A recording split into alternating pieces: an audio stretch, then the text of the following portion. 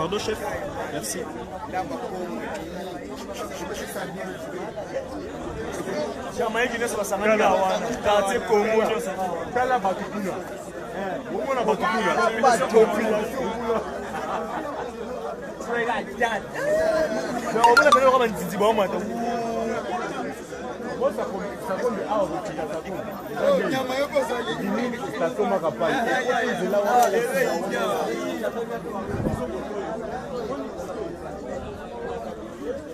Ouais, ici nous sommes sur haute tension, l'avenue de Monantemi.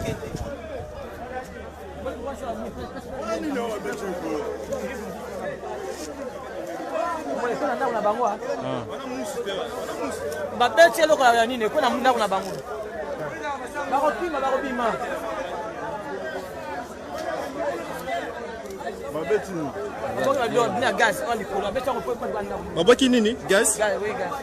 Comment affaiblir la gaz? Donc, ok, ok. Affaiblir chef Toza na cartini. Ma campagne à venir. Haute tension? Ok, merci. Ok. Voilà, haute tension, c'est haute tension. Ouais, super, merci. La République n'est pas en Gambo. Ok. Donc prise d'action est banée depuis l'année. Banal lobby na butu. Ok. Concerté. Ok. Le lobby baye, c'est abîmement la facilité. Ba négocier ba kenaï. Avec la monnaie na aboyi, abino. Ba pese monnaie, soit pese monnaie été. Ça veut dire à frapper. Ok. C'est maintenant à frapper. Parce que ba c'est ba gouverneur ani Congo central. Ayaki. Ayambi abino obimate, aboyi yambaye. Babo so aboni. Aujourd'hui nani ngobila ko ya solo na ya. Ngobila ekibwe. Ayaki lobby aboyi. Ok. Matinele nini ministère intérieur ya lobby aboyi. Ba généraux ba roya ce que à propos qui trois généraux ba qui amour à faire descendre la police. Ba bisa bima so bimité okangi na makasi. Ya bino na robimate bo zarati de samedi na frapper. Donc on va me prendre ça le samedi on va passer sur ni a sonné ba ce qu'on est le deux débordé. Et quoi ça bien calculé. OK.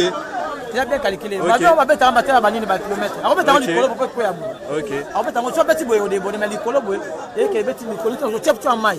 Pour pomper le coup arriver ils vont à se passer. Il bien calculé. Beaucoup débordé. Comment on va dans la carte d'andou là? Tu vas battre débordé. Mais on va mettre en bout portant boy, tu vas mettre à licolo. OK. Et qu'il y a OK.